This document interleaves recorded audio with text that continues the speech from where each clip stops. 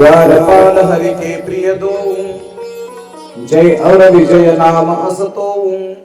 देवाच्या दरवाजातले दोन द्वारपाळ आहेत, एकाचं नाव आहे जय, दुसऱ्याचं नाव आहे विजय।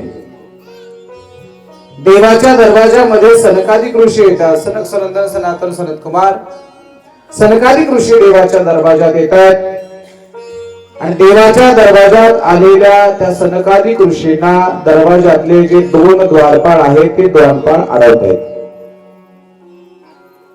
सनकादिक ऋषी विनंती करत आहेत, जाऊ दे आम्हाला देवाकडे, जाऊ दे आम्हाला देवाचं दर्शन करायचं आहे। पण या देशामध्ये कितीतरी देवाच्या जवळच्या माणसांनी, देवाच्या दरवाजातल्या माणसांनी तुम्हा आम्हा सारख्या सर्वसामान्य लोकांना देवापर्यंत जाऊन पोहोचूच दिलं नाही। देवाच्या जवळ जाणारी माणसं आपल्याला लांबच ठेवतात। पुन्हा पुन्हा सनकादिक ऋषी विनंती करतायत, जाऊ द्या रे आम्हाला देवाचं दर्शन घडू द्या, आम्हालाही पाहू द्या तो देव, आम्हालाही देवाची भेट घेऊ द्या। सनकादिक ऋषींना हे द्वारपाळ सोडत नाहीयेत। सनकादिक ऋषींना राग आला आणि रागाच्या भरामध्ये सनकादिक ऋषींनी द्वारपाळांना अर्थात त्या जय आणि विजयाला शाप दिला। आहात देवाच्या दरवाजात, पण वागणं राक्षसापेक्षा वाईट आहे। काही माणसं देवाच्या जवळ असलेली दिसतात, पण त्यांचं वागणं राक्षसापेक्षा वाईट आहे। देवापासून लांब असणारी माणसं वाईट वागली तरी चालतील, पण देवाच्या जवळ असणाऱ्या माणसाने नेहमी चांगलं वागलं पाहिजे। बाकीच्यांनी कसंही वागलं तरी चालेल, पण देवाच्या जवळ असणाऱ्या माणसाने चुकीचं वागता कधी कामा नये। जय आणि विजयाने सनकादिक ऋषीने अडवलं, सनकादिक ऋषीने त्यांना शाप दिला, आहात देवाच्या जवळ पण तुमचं वागणं मात्र राक्षसापेक्षाही वाईट आहे। माझा शाप आहे तुम्हाला, एक दोन नव्हे तर 3 जन्म तुम्ही राक्षस होऊन पडाल, 3 जन्म राक्षस होऊन पडाल। हा शाप जेव्हा सनकादिक ऋषीने जय आणि विजयाला दिला, 3 जन्म राक्षस होण्याचा शाप जय आणि विजयाने स्वीकारला। जय आणि विजयाला पश्चाताप झाला, माफी मागितली आणि माफी मागितल्याच्या नंतर पुन्हा सनकादिक ऋषीने उशाप दिला, 3 जन्म जरी तुम्ही राक्षस झाला तरी तुम्हाला प्रत्येक जन्मामध्ये भगवान विष्णू परमात्मा तुमच्या उद्धारासाठी अवताराला येतील। आणि सनकादिक ऋषींच्या शापानुसार जय आणि विजय पहिल्या जन्मामध्ये झाले ते हिरण्याक्ष आणि हिरण्यकश्यप, दुसरा जन्म झाला तो रावण आणि कुंभकर्णाचा, आणि तिसरा जन्म झाला तो म्हणजे शिशुपाळ आणि दंतवक्त्राचा। हिरण्याक्ष आणि हिरण्यकश्यपूच्या वधासाठी, हिरण्याक्षाच्या वधासाठी भगवान परमात्म्याचा वराह अवतार झाला, हिरण्यकश्यपूच्या वधासाठी भगवान परमात्म्याचा नरसिंह अवतार झाला, रावण आणि कुंभकर्णाच्या वधासाठी भगवान परमात्म्याचा श्रीराम अवतार झाला, आणि शिशुपाळ आणि दंतवक्त्राच्या उद्धारासाठी भगवान कृष्ण परमात्म्याचा अवतार झाला। ही कथा शुकदेवजी राजा परीक्षितीला सांगत असताना गुरुदेवांना महाराज प्रश्न विचारतात, गुरुजी तुम्ही हिरण्याक्षाचा वध कसा झाला हे काही मला सांगितलं की नाही, मला काही आठवत नाही, पुन्हा एकदा सांगा। कश्यप आणि दितीला 3 पुत्र होते, देव,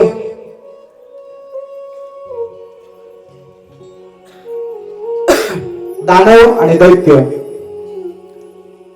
2 अधमपुत्र जन्माला येण्याचा शाप कश्यपाने दितीला मिळाला होता।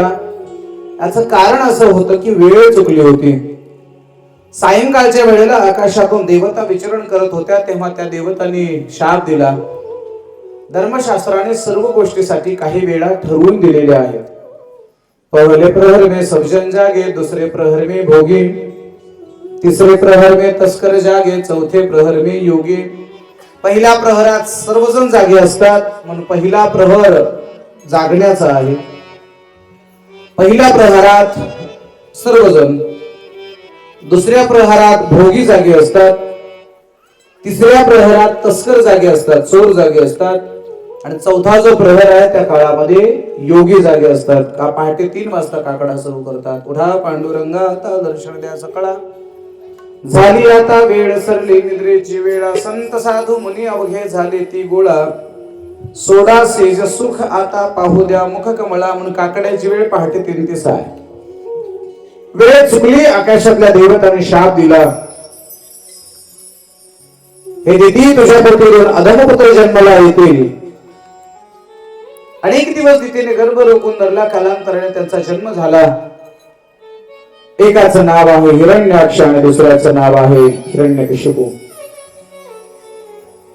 हिरण्याक्ष आणि हिरण्यकशिपूचा जन्म झाला. काळाच्या प्रवाहामध्ये हिरण्याक्षाने पृथ्वी रसातळाला नेली आणि रसातळाला नेलेली पृथ्वी वर काढण्याकरता भगवान परमात्म्याचा एक अवतार झाला. तो अवतार म्हणजे वराह अवतार आहे.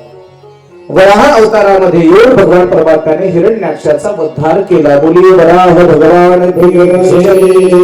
वराहाचा अवतार झाला.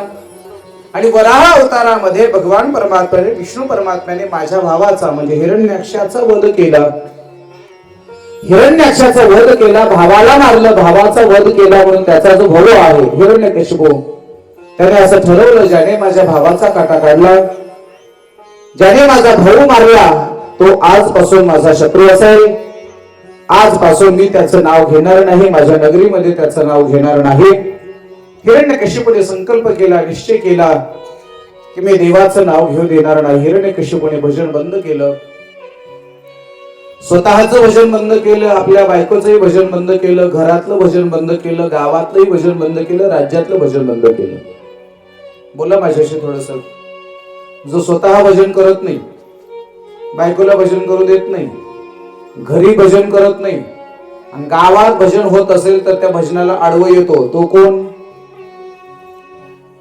बोला. हिरण्यकशिपू. कळलं ना? त्याला राक्षस म्हणावं. जो स्वतः भजन करत नाही आणि भजनाला आडवा आल्याशिवाय राहत नाही त्याला आम्ही राक्षस म्हणतो. भागवतामध्ये भजन बंद करणारा एकच राक्षस होता. सध्याच्या काळामध्ये भजन बंद करणारे अनेक राक्षस जन्माला आले. अनेक राक्षसांना भजन सुरू झालं की त्रास होतो. आवाज कमी करा. भजन सुरू झालं की तळपायाची मुंगी मस्तकाला जाते. असे अनेक राक्षस आज महाराष्ट्राच्या मातीमध्ये आहेत.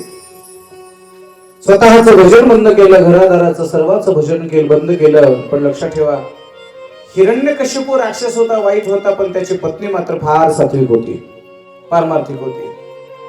कधी कधी आम्ही पाहतो मायबाप, काही काही मावल्या एवढ्या श्रद्धावान असतात, काही काही स्त्रिया एवढ्या भावनाशील असतात, त्यांना देवधर्माची एवढी आवड असते. ते म्हणते महाराज मलाही सप्ताहातली पंगत करावी वाटते हो, मलाही कथा कीर्तनाला यावी वाटते हो, मलाही दानधर्म करावं वाटतं, देवाची सेवा करावी वाटते, पण माझ्या मालकाला आवडत नाही.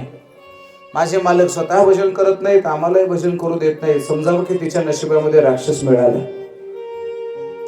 राक्षस होता पण पत्नी मात्र सात्विक होती, परमार्थिक होती. तिचं नाव होतं कयाधू. नावे लक्षात ठेवा बरं, मी शेवटच्या दिवशी विचारणार आहे. कयाधू या शब्द समोर जे आजी बसल्यात ना त्यांना येतं इकडं करा ना, ते इकडे सरका. ते लास्टच्या आजी ते माझ्या समोर आहेत, ते वाटेवर एकदम लास्टला आहेत. ते रस्त्यात बसलेत ते समोर, ते त्यांना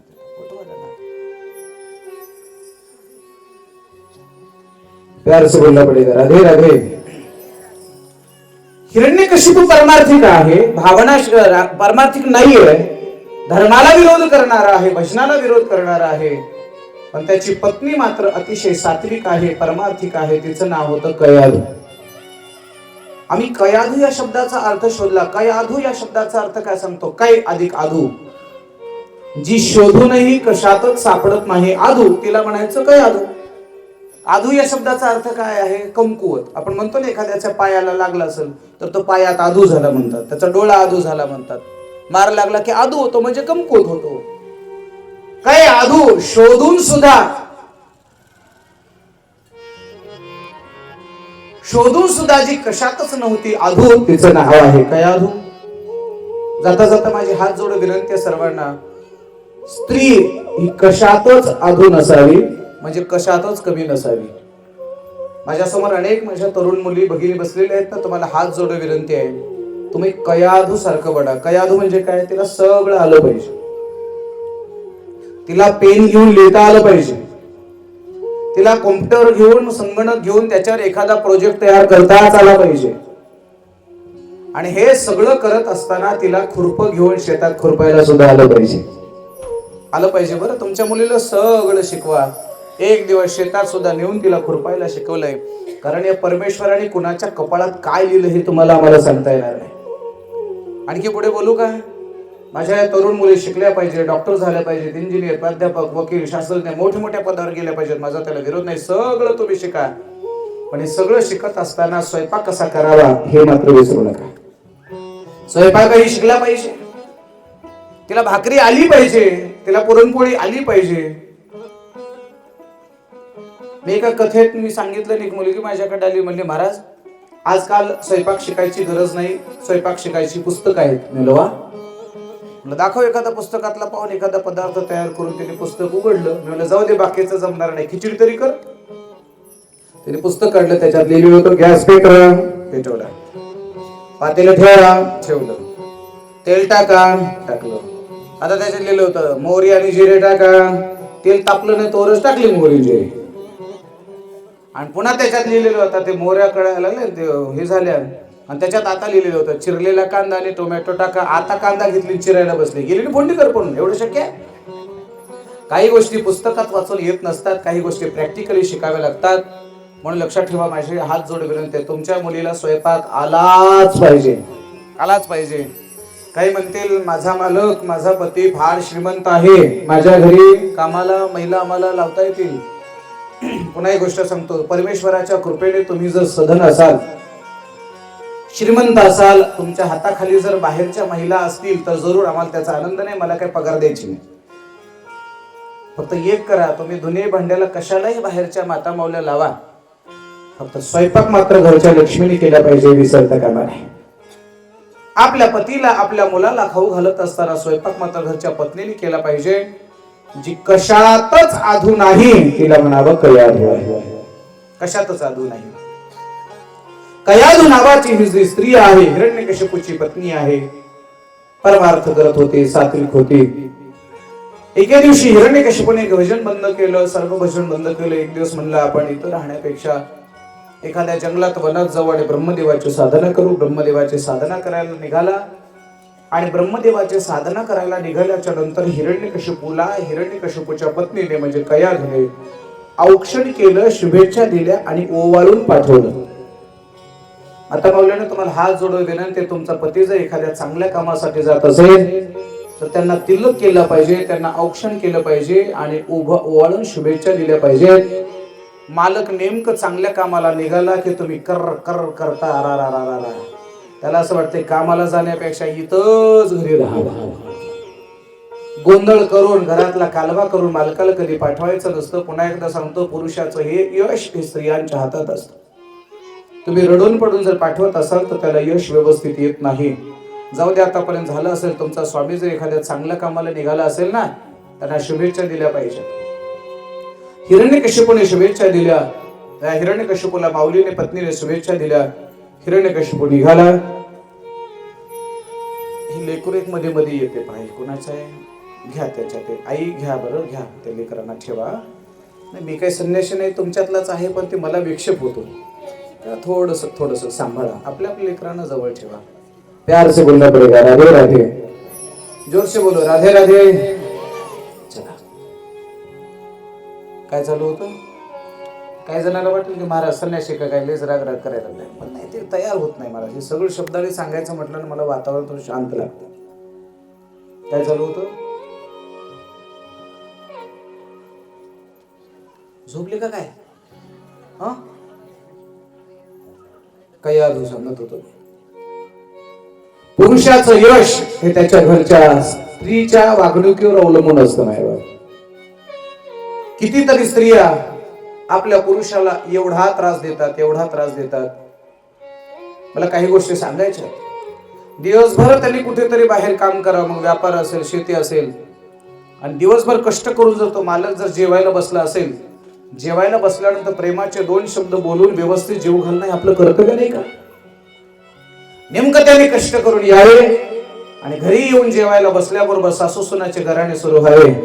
ते ताटावर बसल्याबरोबर ताट फेकून देतं आणि उपाशी झोपतं. नाही, घराचं वातावरण कसं ठेवायचं हे स्त्रियांच्या हातात आहे. म्हणून तुम्हाला बनायचं असेल तर कयाधू सारखं बना. कयाधू सारखं आदर्श श्रेष्ठ जीवन तुमच्या जीवनामध्ये जगलं पाहिजे. राक्षसासारखा मालक होता, राक्षस होता, पण त्या राक्षसाला सुद्धा परमार्थिक घडवण्याचं काम जर कोणी केलं असेल तर ते कयाधूने केलं आहे. हिरण्यकशिपू भगवंताच्या ब्रह्मदेवाच्या साधनेकरता निघाल्यानंतर वनामध्ये गेले. त्यांनी जपाला सुरुवात केली, मंत्राला सुरुवात केली, ब्रह्मदेवाची साधना सुरुवात केली.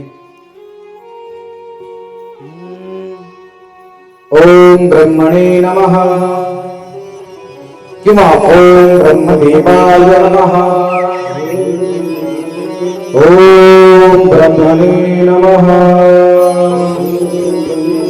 ओम ब्रह्मदेवाय नमः ओम ब्रह्मणे नमः ओम ब्रह्मदेवाय नमो नमः ओम ब्रह्मणे नमः ओम ब्रह्मणे नमः ओम ब्रह्मणे नमः ओम ब्रह्मणे नमः ओम ब्रह्मणे नमः.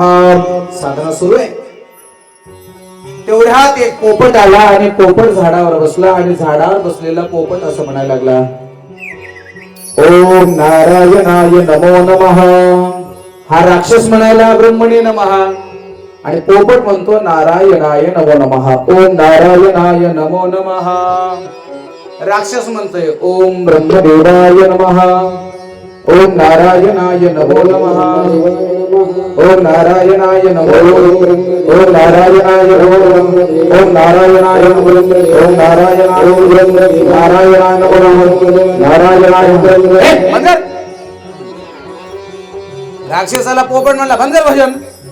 पोपट भजन बंद कर म्हटल्याबरोबर त्या राक्षसाने एक दगड घेतला आणि पोपटाला मारायला लागला. विनाकारण पोपटाचा आवाज सहन होईना, त्याला दगड मारल्याबरोबर पोपट उडून गेला. पुन्हा ब्रह्मदेवाने साधना सुरू केली. पुन्हा ब्रह्मदेव म्हणायला लागला ओम ब्रह्मदेवाय नमो नमः. पुन्हा पोपट आला ओम नारायणाय नमो नमः. ओम ब्रह्मदेवा ओम नारायणाय. पुन्हा दगड घेतला, फेकून दिला, पोपट गेला. असं करता करता करता करता करता दिवस गेला. मग हिरण्यकशिपूच्या लक्षात आलं की आजचा दिवस काही तपश्चर्येसाठी भजनासाठी योग्य नाही. तिथून घरी परत आला. घरी परत आल्याबरोबर कयाधूने पाहिलं की आपला स्वामी लगेच परत आलाय. सकाळी गेले होते जाताना सांगून मी देवाला प्राप्त केल्याशिवाय, देव प्रसन्न केल्याशिवाय येणार नाही. लगेच संध्याकाळी जर परत आले असतील तर नक्की काहीतरी गडबड आहे. आल्याबरोबर कयाधू पुढे आली, म्हणली सकाळी सकाळी गेलं होतं देवाला भेटायला, आलं का वरतोंड करून तसंच असं म्हणली असेल. ही आपली भाषा असते महाराज, आपल्या मालकाला अशी बोलायची. कयाधू फार हुशार होते. आल्याबरोबर दरवाजात उभे राहिली आणि मालकाच्या हातात पाय धुवायला पाणी दिलं. ऐकते ना, मालक जर बाहेरून आला की त्याला पाय धुवायला हातात पाण्याचा तांब्या दिला पाहिजे. ऐकताय ना, ऐकलं ना सर्वांनी. पुरुष मंडळ खुश. वा, आता आपल्याला उद्यापासून हातात पाण्याचा तांब्या. बोलणार आहे तुमच्याकडे, येणार आहे थोडं. पाय धुवायला पाणी दिलं. आगतम स्वागतम सुस्वागतम. दासीला सांगितलं आज मी माझ्या हाताने स्वयंपाक करणार. कयाधूने स्वतःच्या हाताने स्वयंपाक बनवला. मालकाला जेवायला बसवलं आणि मालक जेवायला बसल्याच्या नंतर मालकाच्या समोर कयाधू वाढायला बसली. ऐकताय ना, तुम्ही किती थकलेला असा, मालक जर घरी आला तर मालकाला जेवायला वाढलं पाहिजे. नाही कळलं? कळलं का नाही तुम्हाला? तुमचं कसं आहे, दुर्डे भाकर आहे, गिळा आणि पडा, उगा वटवट करू नका. हिला आम्ही कयाधू म्हणत नाही, हिला आम्ही कैकेयी म्हणतो. मला सांगायचे रामायणामध्ये कैकेयी मालकाला जीव घालायला लागले. जीव घालत असताना लक्षात ठेवा, स्त्रीचे पुरुषासोबत वेगवेगळ्या प्रसंगात वेगवेगळे नाते असतात. भोजन घालत असताना पत्नी ही त्या पुरुषाच्या आईच्या भूमिकेत असते. सेवा करत असताना ती दासीच्या भूमिकेत असते. आणि भांडणाच्या वेळेला, संघर्षाच्या वेळेला पत्नी ही पत्नी नसते, तर ती प्रधानाच्या भूमिकेत असते. बघा तुम्ही, 10-5 माणसं काठ्या कुऱ्हाडी घेऊन मारायला तिच्या मालकाला यावे. काठ्या कुऱ्हाडी घेऊन मारायला आले. लक्षात आल्याबरोबर ती मुलगी मालकाला म्हणते तुम्ही बाहेर यायचं नाही, तुम्हाला माझी शपथ आहे. ती पत्नी असते, बाहेर यायचं नाही म्हणते माझी शपथ आहे तुम्हाला, मध्ये बसा. दरवाजा लावून आपल्या मालकाला मध्ये बसवते. ती दरवाजात येते आणि दरवाजात आल्यानंतर आलेल्या त्या दुश्मनांना, काठ्या कुऱ्हाडी घेऊन आलेल्या माणसाला अगोदर हात जोडते. दादा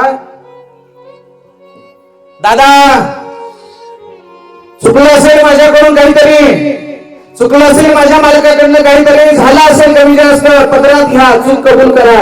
माझ्या कुंकाकडे पहा, नका मारू माझ्या मालकाला. माझ्या कुंकावर दया करा, माझ्या लेकरा बाळाकडे पहा. बरं दादा, नका मारू माझ्या मालकाला, चूक झाला असेल तर मी माझी माफी मागते तुम्हाला. असेल काय 2-5 रुपयाचं देणं तर मी परत केल्याशिवाय राहणार नाही. मी हात जोडतो तुम्हाला, हात जोडतो तुम्हाला, नका मारू माझ्या मालकाला विनंती करते. आणि एवढं करूनही ती माणसं जर तिला ढकलून जर घरात गेली ना, तिच्या मालकाला जेव्हा काठ्याने मारायला लागले ना, ते गप्प बसत नाही महाराज. तिला माहिती आहे आपली शक्ती यांना मारायला पुरत नाही. ती पटकन स्वयंपाक घराकडे जाते, मिरचीचा डबा घेते, ते तिखट घेते हातामध्ये आणि त्यांच्या डोळ्यामध्ये फेकण्याचा प्रयत्न करते. संकटाच्या वेळेला बायको किंवा पत्नी ही पत्नी नसते तर ती प्रधानाच्या रूपात असते, ती सैन्याच्या रूपामध्ये असते. भोजन घालत असताना पत्नी ही पत्नी नसते तर ती आईसारखी अशी समोर बसली पाहिजे आणि मालकाला भोजन घातलं पाहिजे. बरं का? ऐकता ना, आता उद्यापासून आता सप्ताह झाल्यावर, बरं का, आता सप्ताहाला तर इकडं सगळे जेवायला झाल्यावर, काला झाल्यावर असं मालकाला समोर बसून जेवू घातलं पाहिजे. बरं का सगळे पुरुष मंडळी ऐका बरं. आता तुमची सोय झाली, काला झाला की लगेच 6 तारखेपासून तुम्हाला तुमची पत्नी अशी समोर बसून जीव घालणार आहे. बरं, फक्त तुमच्या पाया पडतो, तुम्ही जरा शुद्धीवर घरी आलं पाहिजे. पत्नी जर आपल्याला एवढा सन्मान देत असेल तर तिच्या प्रत्येक भावभावनांचा कदर करणं हे तुम्हा पुरुषांचं कर्तव्य आहे. हिरण्यकशिपूला जेवण घालता घालता पहिला घास त्याने गुलाबजामुनचा मालकाच्या मुखात भरवला आणि हळूहळूच म्हणायला लागले, का हो कसे झालेत गुलाबजामुन? हिरण्यकशिपू म्हणला, सारोच्छे गुजरातीमध्ये, व्हेरी नाईस इंग्रजीमध्ये, बहुत अच्छा हिंदीमध्ये आणि खूप छान मराठीमध्ये. अभिप्राय आणखी पुढे सांगू का? तुमच्या पत्नीने जर कधी तुमच्यासाठी आवडीने जर स्वयंपाक केला तर त्या स्वयंपाकाचं जरा तोंड भरून कौतुक करत जा. काय भाजी केली म्हणत जावं, माझ्या बायकोच्या हातासारखी चव कुणालाच नाही म्हणत जावं. काय तुझी भाजी, काय ती चपाती, काय ते, तिने जर खिचडी केली ना तिचं असं वर्णन करत जा. तिने एका पातेल्यात 3 गावं जरी केले तरी वर्णन करत जा. 3 गावं माहितीये? खाली काळेवाडी, मधात चिखली, वर तांदूळवाडी. एका पातेल्यात 3 गावाची जरी खिचडी केली तरी तिला म्हटलं पाहिजे, तुझ्या खिचडीसारखी चवदार खिचडी कुणाला जमत नाही. कधीतरी बायकोच असं तोंड भरून कौतुक करत जा. तुमचं ठरलेलं आहे, तुला भाजीच येत नाही, तुला भाकरच येत नाही, तुला स्वयंपाकच येत नाही, तेव्हा ते खायचं तर खाय, नाही तर उठून जाऊन कळलं ना. म्हणून लक्षात ठेवा माय बाप, हात सोडून माझी विनंती आहे, पुरुषांनी आपल्या पत्नीचं कौतुक केलं पाहिजे, तोंड भरून कौतुक केलं पाहिजे. आणखी पुढे सांगू का? बायकोचं तर तोंड भरून कौतुक करावं. बायकोच्या माहेरचं सुद्धा 15 दिवसातून एकदा कौतुक करावं महाराज. कधीतरी म्हटलं पाहिजे, काय माझा सासरा महादेवासारखा आहे म्हणावं, काय माझी सासू माता पार्वती सारखी आहे म्हणावं, आणि त्यांचे उपकार आहेत माझ्या संसारासाठी, एवढं गोड रत्न दिले म्हणावं, मया करावी. काय बिघडतं महाराज? काय बिघडतो? पण तुम्ही कधी सासूचे वर्णन करत नाही, कधी सासऱ्याचं वर्णन करत नाही, उलट तिच्याच बापाला म्हणतो तुझं थेरडं कसं आहे. तुम्ही जर तिच्या बापाला जर म्हातारं थेरडं म्हणत असाल तर तिने तुमच्या बापाची व्यवस्था चांगली करावी अपेक्षा करणं म्हणजे चुकीचं नाही का? तुम्ही तिच्या बापाचा तेवढा सन्मान करा की जेणेकरून ती तुमच्या बापाचा सन्मान करेल. परमार्थामध्ये भागवत कथा ऐकता ऐकता प्रपंचामध्ये सुद्धा आपण एकमेकाशी कसं राहावं हे सुद्धा शिकणं तेवढंच महत्वाचं आहे. पुरुषांनी स्त्रियांना सन्मान दिला पाहिजे आणि स्त्रियांनी सुद्धा पुरुषांचा तेवढाच आदर केला पाहिजे. गुलाबजामुन खाऊ घालता घालता काय म्हणाले, कसे झालेत गुलाबजामुन? ते मला 1 नंबर, खूप छान. पुन्हा पापड दिला, पापड खाऊ घातला आणि एक एक एक एक गोड गोड चांगले पदार्थ खाऊ घालता घालता घालता घालता त्याचा सगळा राग निघून गेला होता. ते आता एवढं गोड झालं होतं, एवढं गोडीत आलं होतं महाराज. आणि असं गोडीत आल्याबरोबर ते हळूच काही आधू म्हणाले, मालक एक विचारू म्हणजे काय विचारू ना? एक हा विचारू ना. हा ती मोटरसायकल गेल्यावर विचारतो, पाहून घ्या मोटरसायकल. पाहिली ना मोटरसायकल, पाहिली ना सर्वांनी? हा पाहून घ्या एकदा. कधी लक्ष लागेल तुमचं कथेत? प्यार से बोलो, राधे राधे. कल्याण म्हणायला लागली हिरण्यकशिपूला, मालक एक विचारू का? आजपर्यंत तुम्ही कुठलाही एकदा संकल्प केला, एकदा निश्चय केला की तो निश्चय पूर्ण केल्याशिवाय परत आले नाही, पण आज मात्र तुम्ही सकाळी गेल्याबरोबर सायंकाळी परत आलात. नेमकं असं काय झालं सांगा? कयाधूला हिरण्यकशिपू म्हणायला लागले, कयाधू, आता गोडीत आलं होतं ना, आता ते काही बी सांगतं महाराज. कयाधू मला ज्याचं नाव घ्यायचं नाही, जो माझा दुश्मन आहे त्याचंच नाव घेऊन एक पोपट आला आणि माझी तपश्चर्या भंग केली. कयाधुने लगेच बालुशाही खाऊ घातली आणि बालुशाही खाऊ घालता घालता, भजे खाऊ घालता घालता ते म्हणाले, पोपट आला होता? हो. काय म्हणत होता तो पोपट? याने म्हणलं, तो पोपट नारायण नारायण म्हणत होता. देवाचं नाव घ्यायचं नव्हतं, पण कितीदा घेतलं? 2दा घेतलं. पुन्हा 2 भजे खाऊ घातले, हळूच म्हणाले, काय म्हणत होता पोपट? नारायण नारायण. पुन्हा पुरणपोळी खाऊ घातली, काय म्हणत होता पोपट? सांगितलं ना, नारायण नारायण. पुन्हा आणखी एक पदार्थ खाऊ घालता घालता घालता 108 वेळेस नामस्मरण हिरण्यकशिपूच्या मुखातून त्याने करून घेतलं आणि त्याचा परिणाम प्रल्हादासारखा सात्विक मुलगा जन्माला आला. हिरण्यकशिपूला एकूण 4 मुलं आहेत, लहाद, अनुल्हाद, सल्हाद आणि प्रल्हाद.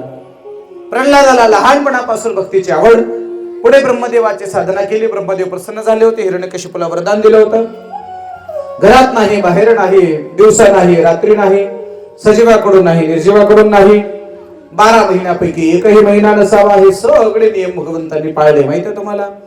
घरात नाही, बाहेर नाही, चौकटीवर फाडला, चौकटीवर. दिवसा नाही, रात्री नाही, सायंकाळच्या वेळेला. अर्धा दिवस सूर्य डुबायचा होता, अर्धा डुबला होता. सजीवाकडून नाही, निर्जीवाकडून नाही, नखाला सजीवही म्हणता येत नाही, निर्जीवही म्हणता येत नाही, मनुष्याकडूनही नाही आणि मनुष्य सोडून दुसऱ्या प्राण्याकडूनही नाही. मनुष्य म्हणावं तर मनुष्य म्हणता येत नाही, प्राणी म्हणावं तर प्राणी म्हणता येत नाही. अशा सर्व नियमाचं तंतोतंत पालन केलं. आणखी पुढे ऐका, हिरण्यकशिपूने असं वरदान मागितलं होतं ब्रह्मदेवाला, माझ्या मरणाच्या वेळेला 12 महिन्यापैकी एकही महिना नसावा. काय हुशार असेल तो.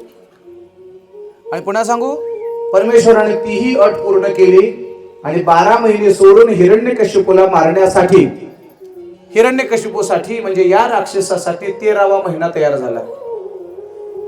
बोला, 13वा महिना कोणासाठी तयार झाला?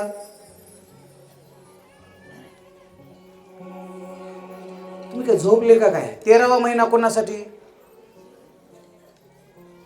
ते वाटच बघत राहतो, बायकोला म्हणतो, यावर्षी धोंड्याचा महिना आहे, सांग तुझ्या बापाला यावर्षी धोंडा आहे. असा मोठा दगड ह्याच्या डोक्यात घालावं लागतं महाराज. सासरवाडी करून जर धोंड्याच्या सोन्याची अपेक्षा करणारे जावई असते तर मोठा दगड घ्यायचा, डोक्यात घालायचा. कितीपर्यंत तुम्ही पोरीच्या बापाला बुडवणार आहेत याचा थोडा विचार करा. माझे हात जोडपर्यंत, जर कोणी ते जावई असतील तर इथून पुढे सासरवाडीची कधी अपेक्षा करू नका गड्या. सासरवाडीला उलट सहकार्य करता आलं तर करा, पण सासर म्हातारपणापर्यंत जावयाला आहेर लागतो महाराज. कळलं का? 13व्या महिन्याची वाट पाहतात ते कोण असतात? मनानं राक्षस असतात. कळलं का? जे जावई 13व्या महिन्यात स्वतःला आयर घेतात, आम्ही त्यांना राक्षस म्हणतो. 13वा महिना, ज्याला कोणी अधिक मास म्हणेल, कोणी पुरुषोत्तम मास म्हणेल, आपल्या भाषेमध्ये तो धोंड्याचा महिना आहे. सर्व नियमाचं तंतोतंत पालन केलं आणि भगवान परमात्म्याने तो अवतार घेतला. लहान असताना प्रल्हादाला षण्णामर्क नावाच्या ऋषींच्या आश्रमामध्ये ठेवलं. काय शिकला म्हणून पडताना पाहत असताना प्रल्हादाला बोलवलं. प्रल्हादाला विचारलं, काय शिकला गुरुच्या आश्रमामध्ये? प्रल्हादजी नवविधा प्रकारच्या भक्तीचं तत्वज्ञान बापाला सांगायला लागले. प्रल्हादा, काय शिकला रे? प्रल्हाद मात्र भजन करतोय, नारायण नारायण नारायण हरे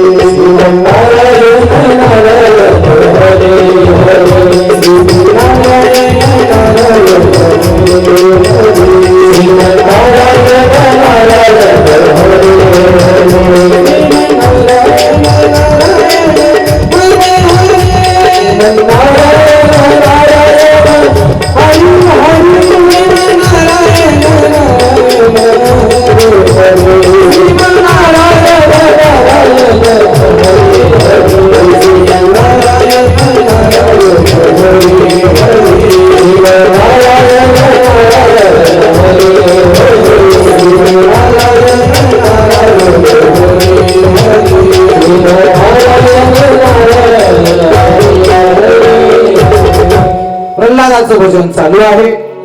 प्रल्हाद काय भजन करत नाही. हिरण्यकशिपूला राग आला. रागाच्या भरात प्रल्हादाला म्हणतात, भजन बंद करा. पण कधी कधी प्रसंग असा येतो महाराज, एखाद्या माणसाच्या शब्दाला अख्खं गाव किंमत देतं, पण पोरग शब्दाला किंमत देत नाही. गाव शब्दाला मानतो पण मुलगा मात्र त्याचा ऐकत नाही. आणि बापाने विचार केला, गाव मला मानतंय, अख्खं राज्य माझा शब्द पाळतंय, माझं लेकरू जर माझं ऐकत नसेल तर याला जिवंत ठेवण्यात काय अर्थ आहे. सैनिकाला सांगितलं, याला उचला आणि उंच कड्यावर नेऊन तिथून फेकून द्या. सैनिकांनी प्रल्हादाला उचललं, उंच कड्यावरून फेकून दिलं. फेकून दिलेले सैनिक परत येण्याच्या अगोदर प्रल्हाद पुन्हा आजार. खर्चटलं सुद्धा नाही महाराज, खर्चचं सुद्धा नाही. कारण सांगू तुम्हाला, माणसाने कुठेही फेकू द्या हो, बघा भगवान तुम्हाला झेलायला तयार असतो. माणसाने फेकू द्या, फक्त भगवंताची कृपा असली ना, भगवान परमात्मा झेलतो. त्याच्या मनात आलं ना काही होऊ द्या महाराज. चौथ्या मजल्यावरून पडून माणसं जिवंत राहील. आणि काही माणसं ठेच लागल्याचं निमित्त झालं गेली ना महाराज, हे त्याची शक्ती आहे सगळी. प्रल्हादजी परत आले. पुन्हा हिरण्यकशिपूने आदेश दिला, याला उकळत्या तेलामध्ये टाका. प्रल्हादाला तेलामध्ये टाकल्याबरोबर तेल थंड झालं. हत्तीच्या पायाखाली तोडवा. हत्तीच्या पायाखाली तोडवत असताना हत्तीने आपलं ओझं असं वरच्या वर झेललं. प्रल्हादावरच्या अंगावर त्या ओझं पडू दिलं नाही. तर म्हणाले, कसं शक्य आहे? अहो तेव्हाच जाऊ द्या, आजच्या काळामध्ये आपल्याकडे ते नंदी बैलाचा खेळ करणारी माणसं येतात. आत्ता पाहतोय आपण. आणि तो नंदी बैल आहे ना, त्या माणसाच्या असा मांडीवर उभा राहतो. मांडीवर पाहिलंय आपण. मी एका नंदी बैलवाल्याला विचारलं, अरे एवढं बैल त्याचं वजन तुझ्या मांडीवर कसं होतं? त्याने सांगितलं, मला महाराज, आम्ही त्या बैलाला एवढं जीव लावतो, तो ज्या वेळेला मांडीवर उभा राहतो ना, त्यावेळेला तो आपलं सगळं ओझं असं वरच्यावर उचलतो, झेलतो, असं वर ओझं रोखून धरतो. हत्तीने ओझं वरच्यावर रोखून धरलं. प्रल्हाद काही मरत नाही. अनेक प्रयत्न केले तरी प्रल्हाद मरत नाही. शेवटी हिरण्यकशिपूची एक बहीण होती, तिचं नाव होतं होलिका. होलिका नावाची बहीण हिरण्यकशिपूच्या पुढे आली आणि म्हणायला लागली, दादा मी मारते प्रल्हादाला, काय हवंय तुला? तिला असं वरदान होतं, तिला अग्नी स्पर्श करत नव्हता, म्हणजे पोळत नव्हतं. अग्नीपेक्षाही तिचं तापमान जास्त होतं. मी मारते म्हणले त्या बाळाला. काय हवाय म्हणले? का हे नाही, मला गोवऱ्या हवाय. अनेक गोवऱ्या जमवल्या. तिने हिरण्यकशिपूला सांगितलं, माझ्या मांडीवर प्रल्हादाला बसवा, माझ्या बाजूला गोवऱ्या रचायच्या, गोवऱ्या अंतरायच्या, आणि मग प्रल्हादाला बसल्याच्या नंतर गोवऱ्या पेटवून द्यायच्या. प्रल्हाद जळून जाईल, मी बाहेर येईन. प्रल्हादाला बसून जेव्हा ही होलिका मांडीवर बसली आणि मांडीवर घेऊन होलिका बसल्यानंतर त्या गोवऱ्या पेटवून दिल्या. पेटवून दिल्यानंतर काय ताकद असेल महाराज माझ्या प्रल्हादाच्या भक्तीची. त्या अग्नीमध्ये होलिका जळून भस्मसात झाली आणि भजन करत करत प्रल्हादजी बाहेर आले. नारायण नारायण नारायण करता प्रल्हाद बाहेर आले. आणि आल्याबरोबर ती होलिका जी होती ना, त्या होलिका जळाली. म्हणून प्रल्हादाची जी मित्रमंडळी होते ना, जवळचे कार्यकर्ते होते ना, त्या सर्व मित्रांनी एकच बोंब ठोकली, म्हणायला लागले, आमच्या प्रल्हादाला मारणारी होलिका जळून गेली रे.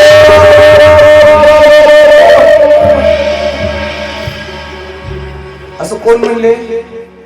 प्रल्हादाचे सगळे मित्रमंडळी. काय म्हणले माहितीये का?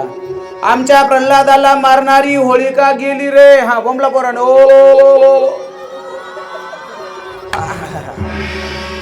ते बोंबलाचीच वाट बघत होते म्हणून मी त्यांना चान्स दिला. अरे ऐका, प्यार से बोलना पडेगा, राधे राधे.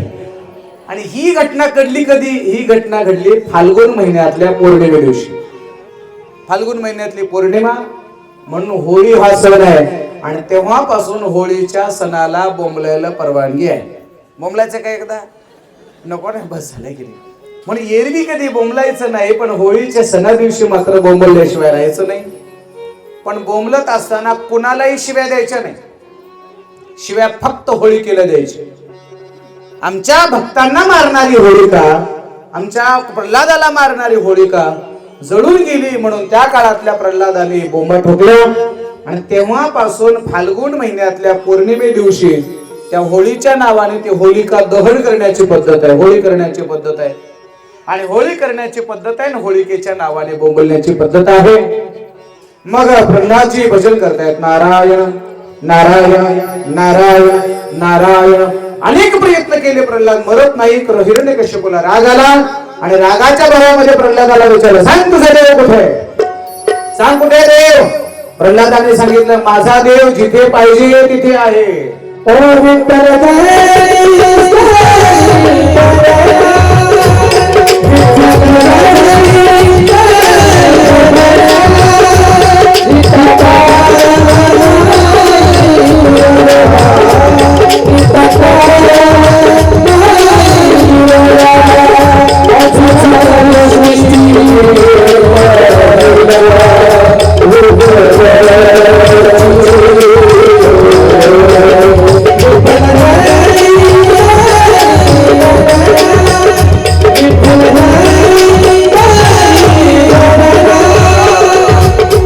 असा भगवान तुम्हाला पाहायचा आहे.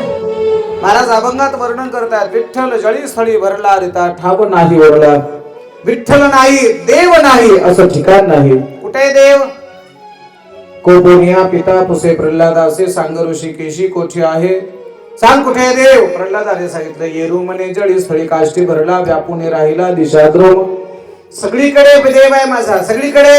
असा एक खांब होता, म्हणले या खांबावर लाथ मारल्याबरोबर त्या खांबामधून माझा भगवान प्रगट झाले.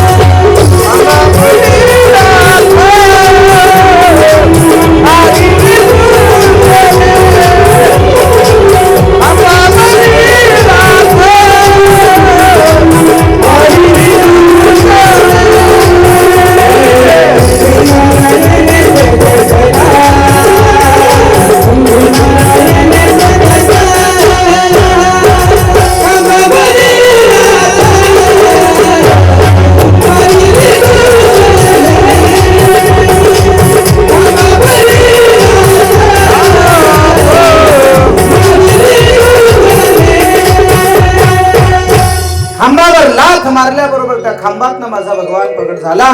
आणि त्या भगवंताचं त्या अवताराचं नाव आहे नरसिंह भगवान. बोलिये नरसिंह भगवान की जय. बोलला पडेगा राधे राधे. नरसिंहाचं प्राकट्य झालं. नरसिंह का म्हणावं? नर अधिक सिंह, दोन देहाचं मिलन किंवा दोन देहाचं संमिलन त्या अवतारामध्ये केलं. तो नर आहे, अधिक सिंह आहे. नरसिंहाने हिरण्यकश्यपूला मांडीवर घेतलं आणि मांडीवर घेऊन चौकटीवर बसले आणि असा फाडला महाराज. असा फाडला, पोट फाडल्याबरोबर त्याचा तो आवेश अवतार सर्वांनी पाहिला महाराज. आवेश अवतार नरसिंहाच्या समोर जायची सुद्धा कोणाची तयारी होईल. हिंमत होईल त्यांच्या समोर जायचे. सर्वांनी मिळून प्रल्हादाला विनंती केली, तुम्ही आता देवाचा राग शांत करा. प्रल्हादजी पुढे आले आणि पुढे आल्याच्या नंतर मग मात्र नरसिंह भगवंताचा राग गेला. प्रल्हादाला जवळ घेतलं आणि प्रेमाने चाटायला लागले. यालाच म्हणायचं भक्ता राखे पायापाशी दुर्जनासी संवारे. भक्ताला जवळ घेतलं आणि दुष्ट दुर्जनांचा नाश केला. शुकदेवजी ही कथा राजा परीक्षितीला सांगतायत. त्यानंतर हिरण्यकश्यपूचा वध झाल्यानंतर पुढे प्रल्हादाचा राज्याभिषेक झाला. त्रिपुरा दहनाची कथा येते. मानव धर्म कशाला म्हणावं, वर्ण धर्म कशाला म्हणावं, स्त्री धर्माचं निरूपण याची कथा येते आहे. त्यानंतर 4 आश्रमाची कथा येते. पहिला आश्रम आहे ब्रह्मचर्य, तर ब्रह्मचर्य आश्रम आहे. नंतर गृहस्थ आश्रम आहे, वानप्रस्थ, संन्यास, अशा अनेक 4 आश्रमाची चर्चा शुकदेवजी राजा परीक्षितीला सांगतायत. यती धर्माचं निरूपण सांगतायत. अवधूत प्रल्हाद संवाद सांगतायत. गृहस्थ आश्रमामध्ये सदाचरण कशा पद्धतीने करावं याचे वर्णन सांगतायत. गृहस्थ आश्रमातल्या लोकांना मोक्ष धर्माची प्राप्ती होण्यासाठी काय करावं लागेल याचं वर्णन सांगतायत. आणि हे वर्णन सांगितल्याच्या इथे भागवतकार 7व्या स्कंदाला पूर्ण विराम देत आहेत. गोपाल कृष्ण भगवान की जय. मनी शुकाचार्य महाराज के जय. यार से बोलना पडेगा राधे राधे. 7वा स्कंद इथे पूर्ण विराम होतो आहे. अष्टम स्कंदाच्या सुरुवातीला पहिल्याच अध्यायामध्ये मन्वंतराचं वर्णन येत आहे आणि दुसऱ्या अध्यायामध्ये वर्णन येतं ते गजेंद्र मोक्षाख्यानाचं. आपल्या सर्वांना माहित आहे, एक दिवस गजेंद्राचे पाय मगरमच्छाने पकडले, अर्थात मगरीने पाय पकडले. पाय पकडल्याच्या नंतर ती मगर काही पाय सोडायला तयार नाही. सुरुवातीला गजेंद्राची पत्नी समोर आली, गजेंद्राला ओढण्याचा प्रयत्न करते, गजेंद्राचा पाय काही सुटत नाही, सर्व मुलं बाळ वाचवण्याचा प्रयत्न करतायत, कोणीच अनेकांनी ओढवलं तरी पाय काही सुटत नाही. शेवटी गजेंद्राची पत्नी मुला बाळांना म्हणाले, आता त्याचं वाटोळ झालं, ते अडकून बसलं, मग आपण कवर इथं थांबायचं, चला आता सोडून द्या विषय. सर्व परिवारातली माणसं परत गेली आणि मग गजेंद्राला कळालं, या पत्नीसाठी मी माझं आयुष्य व्यतीत केलं, या मुलासाठी मी एवढे कष्ट केले, याच्यापैकी मुलगाही वाचवायला आला नाही, पत्नीही वाचवायला आला नाही. त्यावेळेला गजेंद्राला कळलं की या जगामध्ये आपण जेव्हा काळाच्या ताब्यात जातो तेव्हा आपल्याला कोणी वाचवत नाही, कोणीच कोणाचं नाही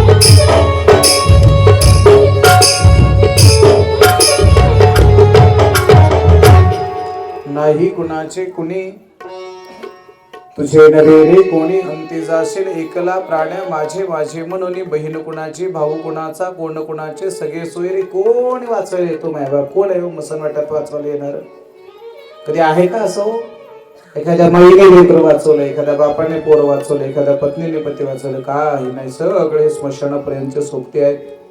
आणि मग गजेंद्राच्या लक्षात आलं की आता आपल्याला कोणी सोडविणार नाही सोडविना तेव्हा देशीचा चौधरी कोणी नाही महाराज कोणी नाही. आणि मग गजेंद्राच्या लक्षात आलं आता देवाशिवाय आपल्याला दुसरा कोणी नाही म्हणून भगवान परमात्म्याला त्याच पाण्यातलं एक कमल पुष्प घेतलं आणि कमल पुष्प घेतलं आणि भगवान परमात्म्याला समर्पित केलं. जगाचा मालक भगवान परमात्मा आले आणि गजेंद्राचा उद्धार केला. गजेंद्र मोक्षाची कथा ही पुढे येते आहे. तदनंतर देव आणि दैत्य यांनी मिळून समुद्र मंथन का केलं याची कथा येते आहे. इंद्राचा राज्याभिषेक झाला आणि इंद्राचा राज्याभिषेक झाल्यानंतर कुणी हिऱ्याचा हार माणिकांचा हार मोत्यांचा हार सोन्याचा हार इंद्राला दिला. तेवढ्या दुर्वास मुनीने आपला एक साधा फुलाचा हार इंद्राला दिला आणि तो इंद्राने फुलाचा हार हत्तीच्या पायाखाली फेकला. दुर्वास मुनीला राग आला आणि रागाच्या भरामध्ये दुर्वास मुनीने इंद्राला शाप दिला तुझ्याकडे 14च्या 14 रत्न आहे ते समुद्रामध्ये गळून पडतील. समुद्रामध्ये हे जेव्हा 14 रत्न पडतायत ते समुद्रातले 14 रत्न काढण्यासाठी नारदाने मध्यस्थी केली. देव आणि दानवांचं युद्ध झालं. देव आणि दानव एकत्रित आले. देव दानव युद्ध झाल्यानंतर एकमेकाचं तोंड पाहत नव्हते. एकमेकाचा बोलणं चालणं बंद होतं. पण देव आणि राक्षस एकत्रित आल्याशिवाय समुद्र मंथन होणार नव्हतं. नारद महर्षींनी मध्यस्थ केले. देवाला म्हणले तुम्ही राक्षसाकडे चला राक्षसांना म्हणले देवाकडे चला. देव म्हणले आम्ही राक्षसाचं तोंड पाहत नसतो, राक्षस म्हणले आम्ही देवाकडे येत नसतो, नारद महर्षी म्हणले अगोदर तोंड बघायचं नसतं, अगोदर भांडणं करायचे असतात, अगोदर एकमेकाला शिव्या द्यायच्या असतात, आणि खुर्ची भेटत असल्यावर एकत्र, हे नारदाने सांगून ठेवले बरं का. म्हणजे युती आघाडी वगैरे हे नारदापासून चालत आलेली आहे. देव आणि राक्षस एकत्रित आले, मंदराचल आणि वासुकीच्या माध्यमातून समुद्र मंथन केलं. त्या समुद्र मंथनातून पहिलं रत्न निघालं ते हलाहल नावाचं वेश, त्यानंतर निघाला उच्चश्रवा घोडा, तो इंद्राला दिला. कौस्तुभ नावाचा मणी निघाला, तो भगवान विष्णू परमात्म्याला दिला. मदिरा नावाचं रत्न निघालं, मदिरा म्हणजे दारू, दारू हे सुद्धा रत्न निघालं, ते दैत्याने घेतलं म्हणजे राक्षसाने घेतलं बरं का बाळांनो. मदिरा हे सुद्धा एक रत्न आहे, दारू सुद्धा एक रत्न आहे. दारू कुणी घेतली? राक्षसाने घेतली. बोला बाळांनो, दारू कुणी घेतली? बोला बोला, दारू कुणी घेतली? दारू घेणारे कोण? अरे बोला ना, दारू घेणारे कोण? मोठ्याने बोला, ऐकायला नाही आलं मला. दारू घेणारे कोण? आवाज बारीक झाला का त्यांचा?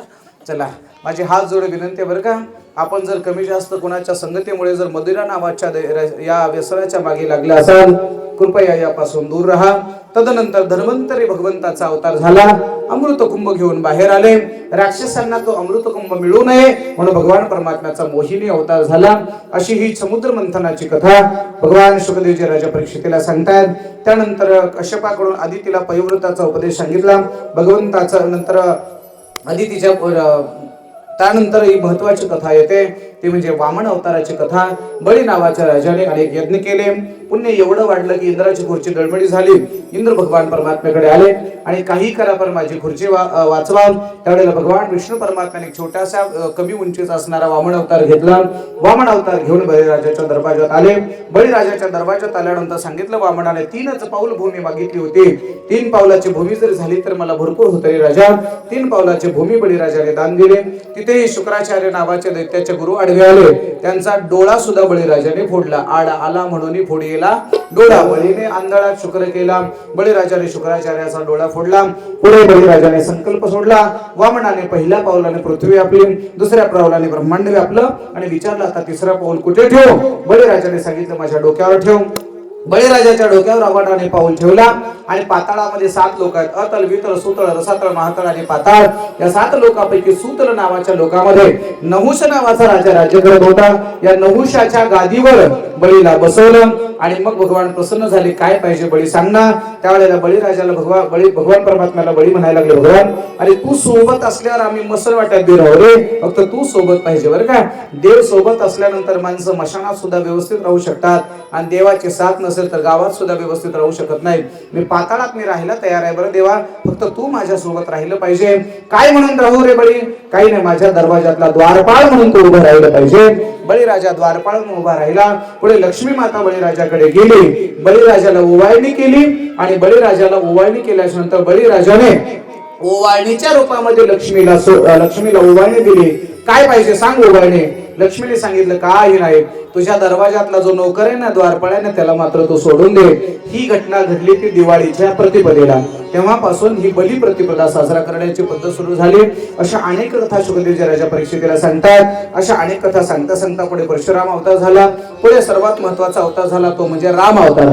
कोण होता राम? अयोध्येचा राजा दशरथाला 3 पत्न्या, अयोध्या, कौशल्या, कैकेयी आणि सुमित्रा.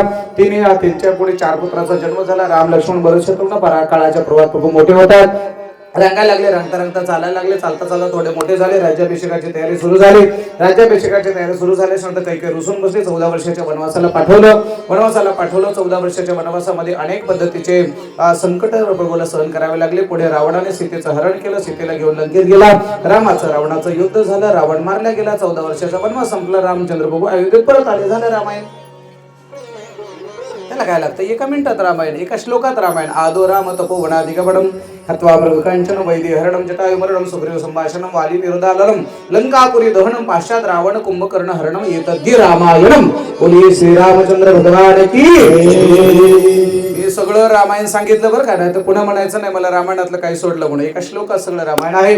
रामचंद्र प्रभूचा अवतार झाला की सर्वात महत्वाचा अवतार म्हणजे कृष्ण कन्हैयाचा अवतार. कोण आहे तो कृष्ण?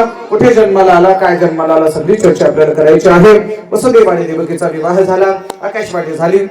आणि आकाशवाणी सांगते, हे कंसाला, कंसा अरे याच देवकीच्या पोटी जन्माला येणारा तो सबोध करणार आहे. कंसाने शस्त्र घेतला आणि देवकीला मारायला धावला. आता वसुदेव कोण, देवकी कोण, जर वेळ भेटला तर सगळी चर्चा आपल्याला वेळेनुसार ऐकायला मिळेल. म्हणून आज नाही सांगता आलं तर उद्या सांगण्याचा प्रयत्न करेल.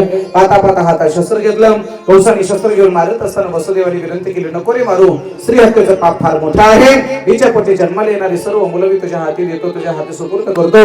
दोघांना बंदी शाळेमध्ये टाकलं. बंदी शाळेमध्ये टाकल्यानंतर पहिला मुलगा झाला त्याचं नाव आहे कीर्तिमान, दुसरा मुलगा झाला त्याचं नाव आहे सुषेण. कोणते कोणते 6 मुलं लक्ष देऊ नये का? कीर्तिमंतम सुषेणंच भद्रसेन उदाहरणे रुजम संवर्धनम भद्रम संकर्षण महेश्वरम. 6 लेकर मारले. 7व्या लेकराला योग मायेच्या मदतीने रोहिणीकडे प्रवेश केलं आणि 8व्याच्या रूपाने भगवान कृष्ण परमात्मा प्रकट झाले. प्रकट झाल्याबरोबर 8 वर्षाची मूर्ती समोर उभी आहे. 8 वर्षाची मूर्ती समोर असताना देवकी माता कृष्ण म्हणाले, म्हणाले कृष्णा थोडं लहान हो, बरं लहान हो. भगवान म्हणाले, आई मी लहान होतो पण मला इथे ठेवायचं नाही. नंदाच्या घराला मज नाही, गोकुळाला माया उपजली इथे ठेवी मज आली येत. भगवान परमात्मा लहान झाले. आता लहान झाल्याबरोबर वसुदेवाने कृष्णकडे याला घेतलं आणि गोकुळाच्या दिशेने निघाले. आणि गोकुळाच्या दिशेने भगवान कृष्ण परमात्म्याचं प्राकट्य झालं. त्या देवाचं आगमन आपल्याही नगरीमध्ये होणार आहे. त्या देवाचं आपल्याला सर्वांना स्वागत करायचं. पुन्हा एकदा विनंती आहे, कृष्णकडे याला आपण आणणार आहेत. आणताना कोणीही फूल अक्षदा अजिबात टाकायचा नाही, कोणीही उठायचं नाही. मी ज्या ज्या सूचना सांगेल त्या सर्वांनी फक्त काढायच्या आहेत. चला घेऊन या कृष्ण परमात्म्याला स्वागत.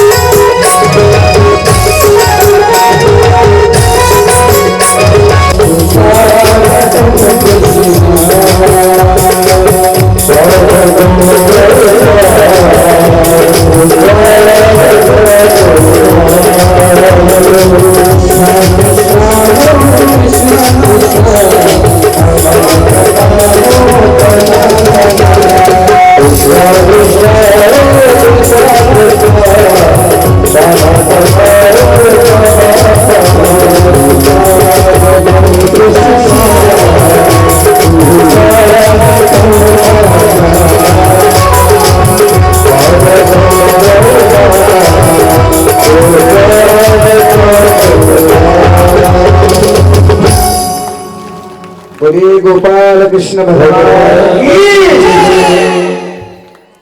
कुणीही अक्षदा टाकायच्या नाही ना. बस तिथूनच फक्त नमस्कार करा. नमस्कार करा सर्वांनी. झालं. गोकुळामध्ये भगवान कृष्ण परमात्मा आले. कृष्णकडे याचं स्वागत झालं. आता ऐका, कृष्ण परमात्म्याला वसुदेवाने नंदबाबाकडे आणि यशोदेकडे सुपूर्त केलं. कृष्णाला डोळे भरून पाहिलं आणि आता वसुदेवजी परत निघाले. वसुदेवजी टोकरी घेऊन परत निघाले. बरं. वसुदेवजी निघाले परत. एवढ्याशा लेकराला ठेवून वसुदेवजी निघाले. गेले वसुदेव. आता ऐका, ज्या वेळेला कृष्ण परमात्मा जन्माला आले, थोडं लक्ष देऊ नये का, जन्माला आले त्यावेळेला गोकुळातल्या लोकांना आनंद झाला. आनंद झाल्यानंतर त्यांनी जी मित्रमंडळी होते ना, त्या मित्रमंडळीने म्हणून आनंद साजरा केला. कशा पद्धतीने? गुढ्या उभा केल्या, तोरणं बांधली, कथा केली आणि आनंदाने गाणे गायले. ऐका, ज्यावेळेला कृष्णाचा जन्म झाला त्यावेळेला आकाशातले सगळे देवता जाग्यावर उठून उभे होते. आपणही जाग्यावर उठून उभे राहायचं आहे. एक साथ खड़े होंगे. खड़े हो. सर्वजण जाग्यावर उठून उभे राहतील. कृष्ण